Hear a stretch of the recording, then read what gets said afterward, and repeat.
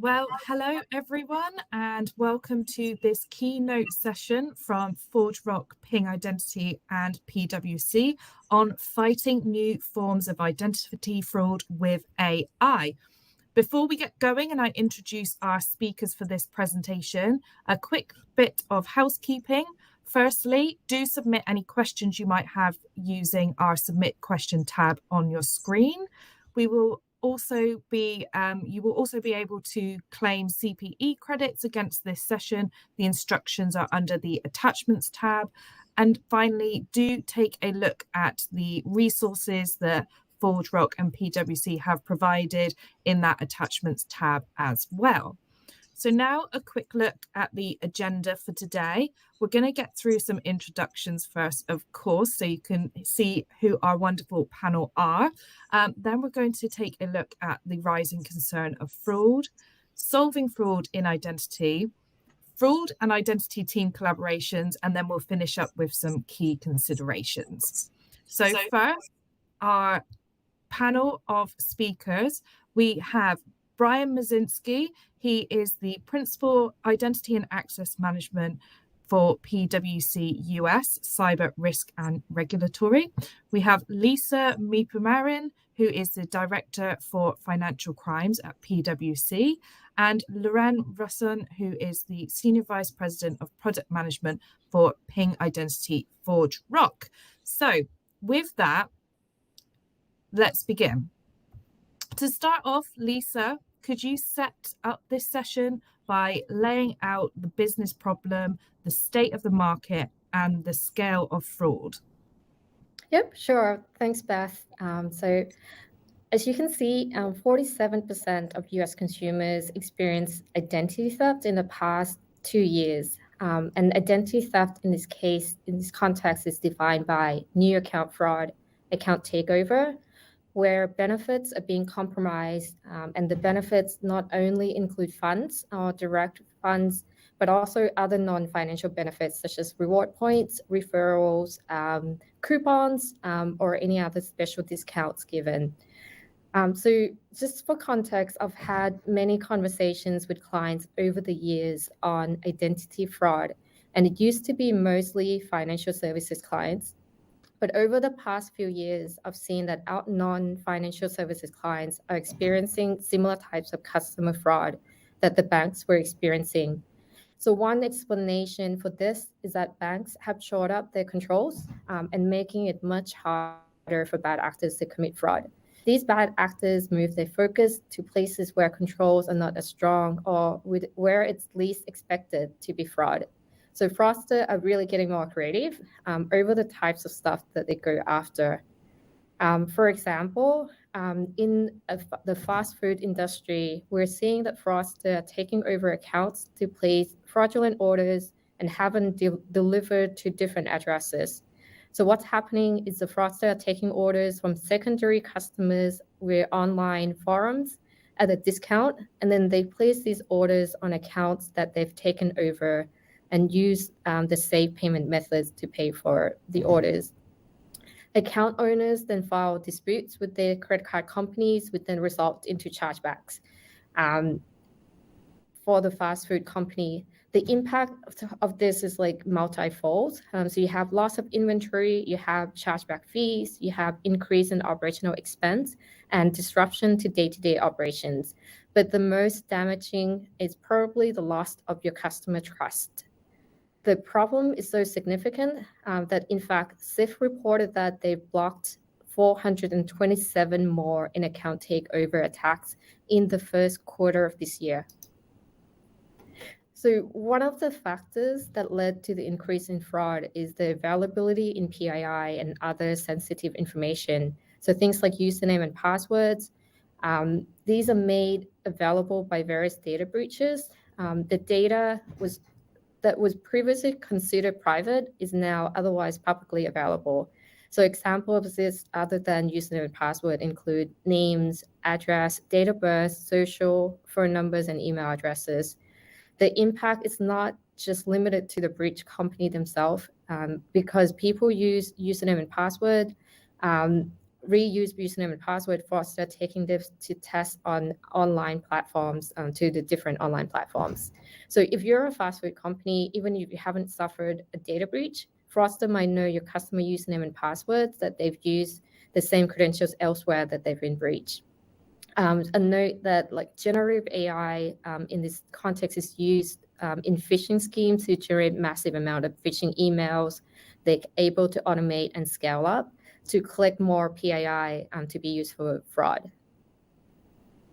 So we talk a lot about the availability of PII and other personal information being available. Fraudsters are using that information to create new accounts, register for online access to existing accounts, what we call registration fraud, or take over existing online accounts to then execute transactions or other activity that result in financial gain for the fraudster at the expense of the platform or the other users on that platform. Earlier, I gave an example of a non-financial services platform being targeted for account takeover fraud. Another common form of identity fraud is new accounts and registration fraud. So fraudsters create new accounts using the stolen identity. As an example, in banks for direct financial gains. The obvious one being credit card accounts, and other less obvious are the deposit accounts where the schemes involve performing unauthorized ACH pools that later results in ACH returns. But for other industries, the fraudster are creating new accounts for freebies, so things like discounts, referrals, coupons, with the level of automation and the amount of data that they have, they can really scale up the amount of freebies that they can get through opening new accounts to then monetize that using online forums and marketplaces. When it comes to mitigating these risks, there are industry-wide challenges in understanding, validating, and authenticating the computer uses in your customer journeys. So these journeys include the journey to create new accounts, to register for online accounts, and the login journeys. So customer, on the other hand, demand a fast and seamless experience. So it makes it very difficult to request for online platforms to request and demand and mandate collection of information that you could use to identify and verify their identity. And also the weakest link in the fraud controls is often the consumer themselves. So they can fall victims, be social engineered to provide PIN codes for fraudster, falling victims to phishing and malware attacks. And now with generative AI being used, the quality and the efficiency in creating deepfakes to trick consumers into giving out information is significant. So as we think about how we design the fraud controls to balance the fraud risk with customer experience and the level of friction that we're placing on the customer journeys, if you don't get the fraud controls right, the impact is the financial losses, loss of customer trust, and the reputation to the company. But if you place too much friction on customer journeys, then you risk turning away customers and losing the potential revenue. So really need to consider the different levels of risk that each user presents based on their profile, behavior, and the action that they're taking before you decide how and when to add that additional layer of defense in the customer interaction. So these layers that are adding friction are also costly from a CRV perspective and as well as operational costs. So really balancing between fraud reduction and customer friction is a risk-based approach, and it requires careful consideration to what data to collect and when and how to add friction to validate, verify, and authenticate the users. Thanks so much for that, Lisa. Really great way to highlight some of the issues that are being faced.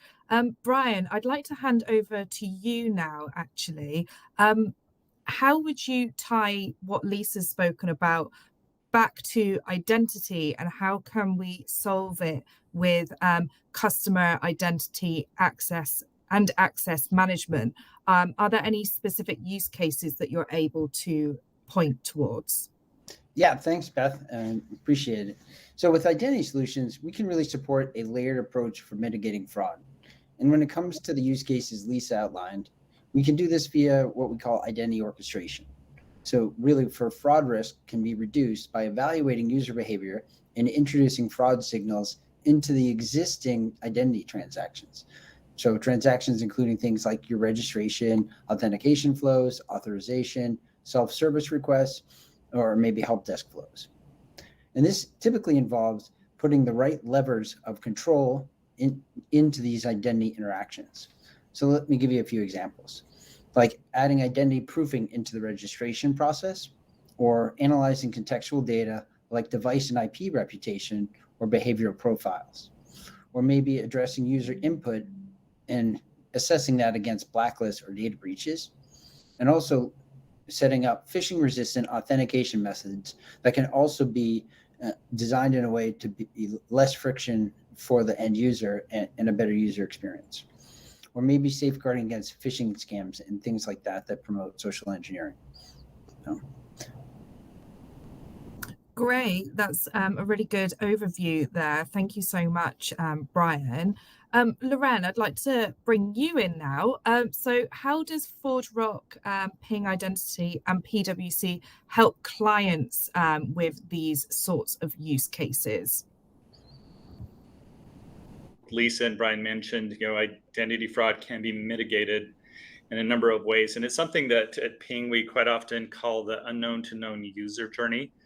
You look at, as Brian described, it is along that journey that you're either authenticating or registering a user. Through that process, Ping, as well as ForgeRock and PwC, have collaborated with many clients to deliver what we think is an orchestrated solution that protects users along this journey, this unknown to known. Something that if you look at Ping, we offer pre-configured registration and authentication experiences with a product that we call PingOne DaVinci. That's our experience orchestration platform and ForgeRock authentication trees. And if by leveraging these pre-configured workflows, PwC consultants can quickly deploy these solutions, integrate them with Ping, ForgeRock, and third-party services to create this unified experience.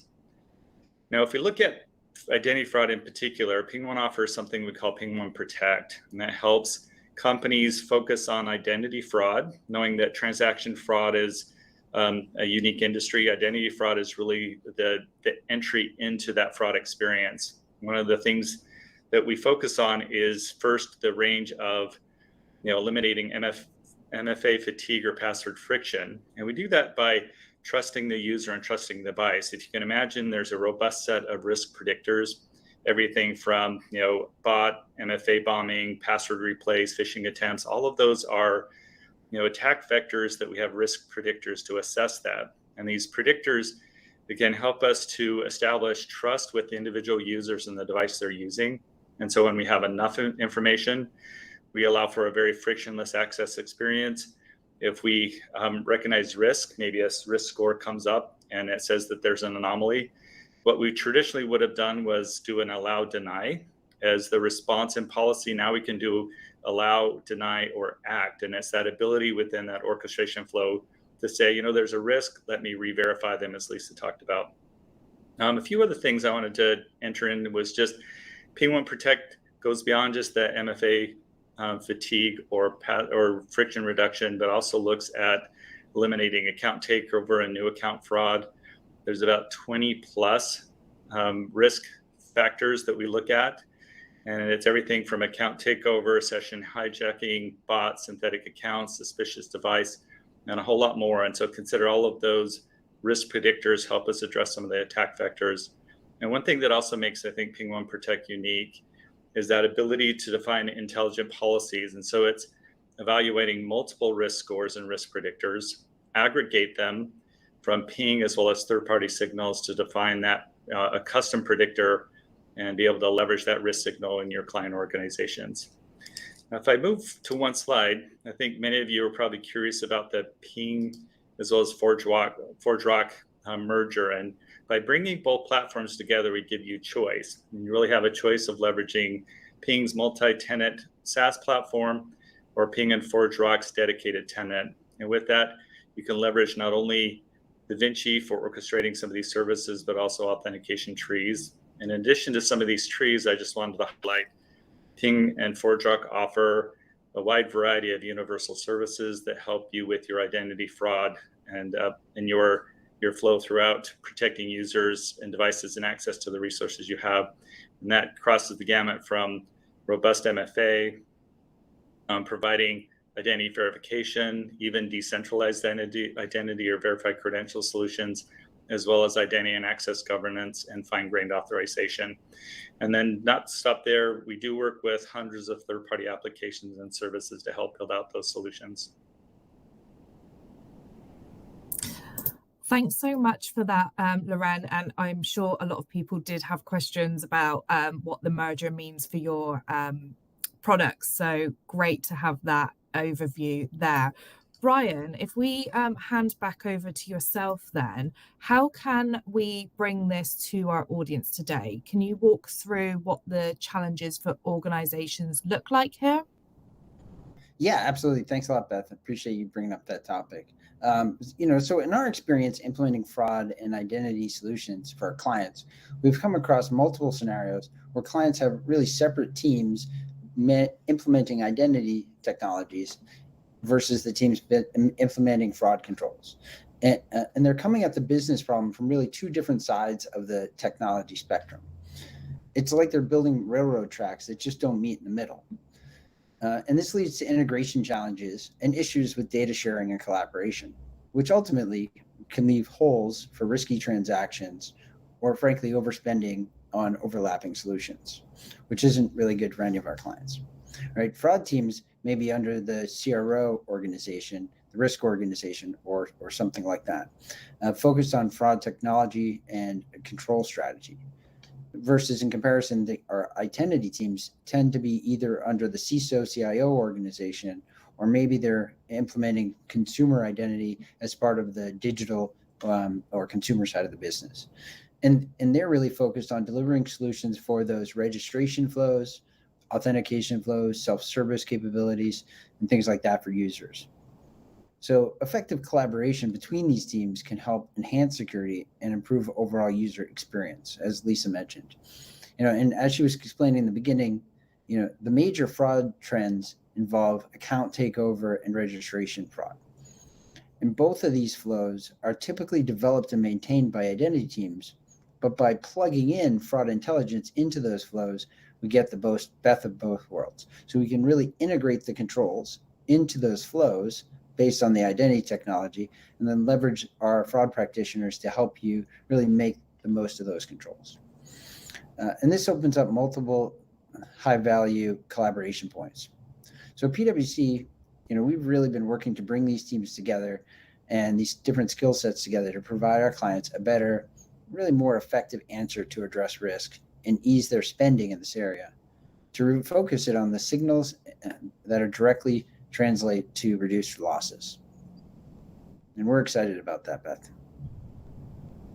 Great, thank you so much. So I'm going to bring everyone back onto the screen now, and to kind of finish off our discussion today and what has been presented, I feel our audience will surely have got some great learnings to take back to their organizations, and they can take a look back at this presentation at any time on demand.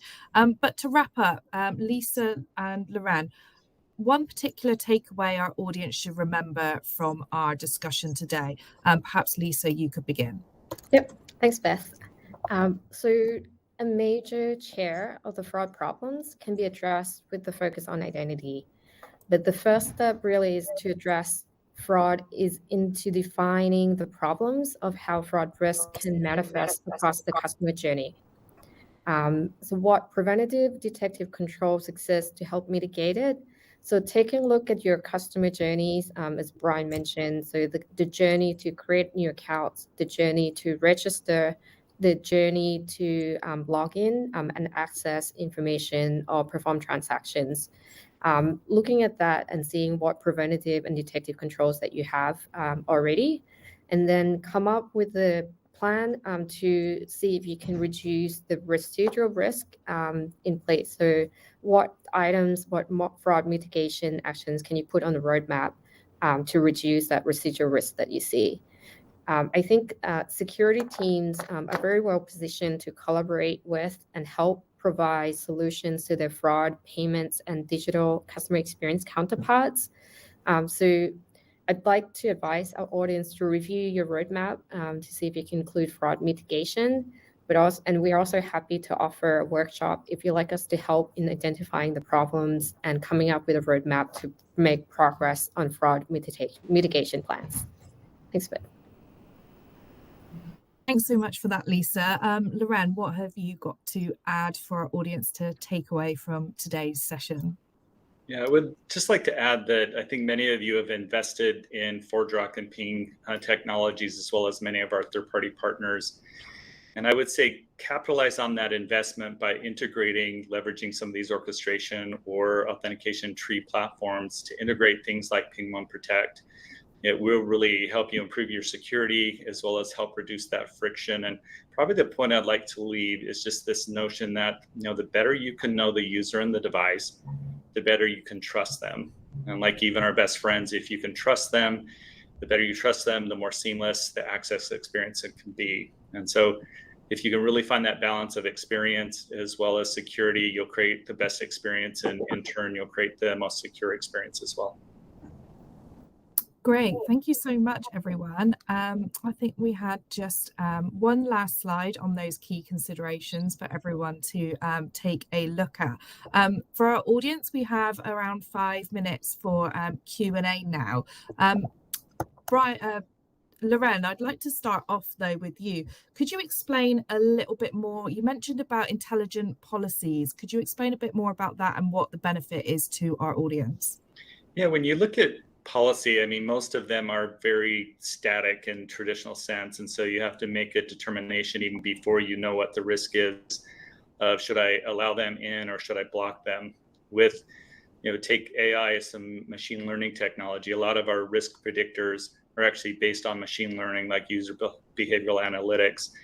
And what that allows us to do is then react based on the moment. So consider the condition, someone's inside the firewall. I can have a higher level of trust if they're outside, or if all of a sudden there's impossible travel. And I've noticed that, they just logged in, perhaps in Denver, Colorado, but now they're in London. That impossible travel gives me that additional information. So with intelligent policies, it's that ability to leverage that signal, be able to make a decision in real time based on that information and act upon that. And that can change your user experience. It can change your authentication device. It can change a lot of things. Thanks. And Brian, did you want to add anything to that or any of the other discussion? Yeah, I mean, just when we think about takeaways from this, I'm just really super excited that we now have the opportunity to bring together these great capabilities in fraud and identity for our clients, and to really make them smarter with some of the AI enhancements as well. And right now, when we look at what Ping and ForgeRock have done with the technology that comes from both of those organizations, I think we can significantly disrupt the fraud environment through the combination of the solutions and bring more value to clients through one technology company. The other side is, at PwC, we've really mastered the ability to work together and really collaborate on how do we insert those controls into the identity flows, and then have our fraud team experts help us really tune those to make them most effective to clients. So I'm looking forward to engaging together with clients on a holistic approach, leveraging our experienced fraud, identity, and Ping practitioners to deliver high impact solutions going forward. So thanks. Great, thanks. Thank you for that. Lisa, I want to bring it back to something you mentioned right at the start of the session when you were talking about kind of the fraud landscape, and you said about how scams and spam can add to customer hesitancy to give out some of their personal information, which obviously sometimes is required for purchases, etc. Are people more aware than they ever have been about their personal information? What's the general sense you get from the research you do? Yep. So I think with that, I know for myself, I'm getting like text messages that are spam every single day, and it's coming in all different angles, like from shipping company, like carriers, and saying, "Oh, we have you, I have your package. Why don't you log in and give me your personal information, and then I can release your packages and stuff." So I think it's like a vicious cycle. So because of the amount of spam and scams that are going on, people are more unwilling to give out information. So like I wouldn't, like if on a website it's asking for my phone number, I would be asking the questions like, why do you need my phone number? Is it, are you going to leak it? Is it going to go elsewhere? So it really is like the ability to collect more information from your customers, from a privacy, from a risk perspective, is a lot harder. And I think that's why we need to consider both like passive and active information or data that we can take, that you can gather in order to make your risk decisions. Yeah, I think everyone's very hyper aware now of Right. those, like you said, those scam texts. I get them all the time. Luckily, we're informed enough to ignore them as well, which is a benefit to us. Loren, did you have anything to add to that point on the state of people's awareness of their data?